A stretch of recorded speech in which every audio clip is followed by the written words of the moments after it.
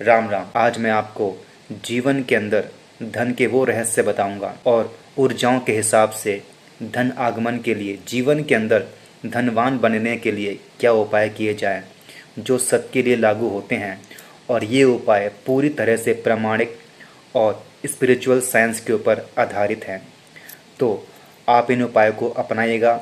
और सबसे पहले हम ये जानते हैं कि हमारे जीवन के अंदर धन की कमी या हमें उतना धन क्यों नहीं मिल पाता है जितना हमको चाहिए होता है। सबसे पहले आप यह बात जानिए कि अगर आपके जीवन के अंदर धन को लेकर समस्या है, यानी कि जितना धन आप चाहते हैं आपके जीवन के अंदर उतना धन नहीं है, तो निश्चित रूप से आपके ऑरा में, आपके चक्रों में मूल आधार चक्र बहुत कमज़ोर अवस्था में है। और जितना आप धन को लेकर परेशान हैं, ये आपका मूल आधार चक्र उतना ही खराब अवस्था के अंदर है। इसके खराब होने की बहुत सारी वजह हो सकती हैं, पर इस पर चर्चा ना करते हुए मैं आपको बताऊंगा कि इसको ठीक कैसे किया जाए। और अगर किसी भी इंसान को अपना मूल आधार चक्र ठीक करना आ गया तो उसके जीवन के अंदर धन को लेकर या धन की कमी को लेकर समस्याएं नहीं आती हैं। और ये उपाय हर कोई कर सकता है।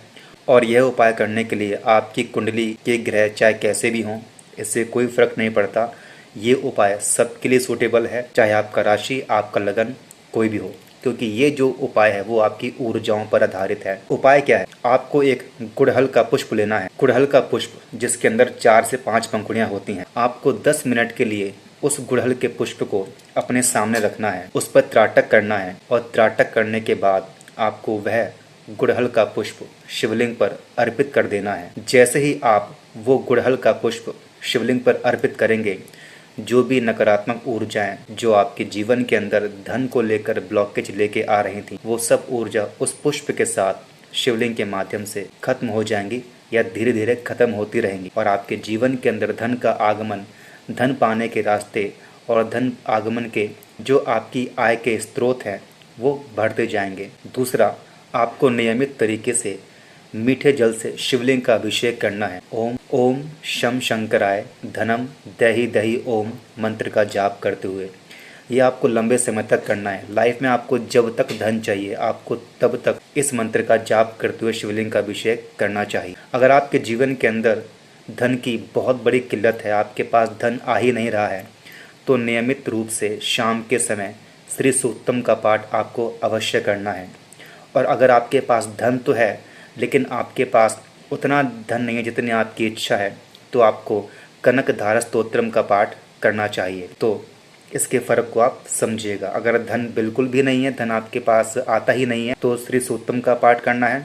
धन है लेकिन आपकी उसमें पूर्ति नहीं हो पाती है, तो आपको कनक धारा स्तोत्रम का पाठ करना। चौथी चीज़, आपको कभी भी किसी धनवान की बुराई बिल्कुल नहीं करनी है। देखिए, जो धन किसी के पास आता है तो वो ऊर्जाओं की तरफ से, उसके प्रारब्ध की तरफ से, या फिर उसके जीवन के अंदर जो उसके कर्म है उसकी वजह से आता है, लेकिन सोर्स एक ही होता है ब्रह्मांड की ऊर्जाओं का।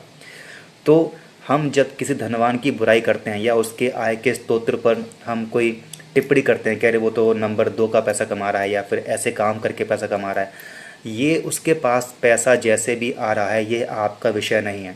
उसके पास धन आ रहा है, यह बस आपका विषय होना चाहिए। तो आपको ऐसे इंसानों की बुराई या चुगली, उसकी कमाई को लेकर आपको कोई प्रश्न नहीं करना है। अब वो चाहे किसी भी माध्यम से पैसे कमा रहा है, वो उसका अपना प्रारब्ध है, लेकिन उसके पास पैसा आ रहा है, यह महत्वपूर्ण है। तो कभी भी किसी अमीर इंसान की, किसी धनवान की बुराई बिल्कुल ना करें। बस अपने कर्म पर ध्यान दें। बस आपको अपने कर्म पर ध्यान देना है, अपने धनवान होने पर ध्यान देना।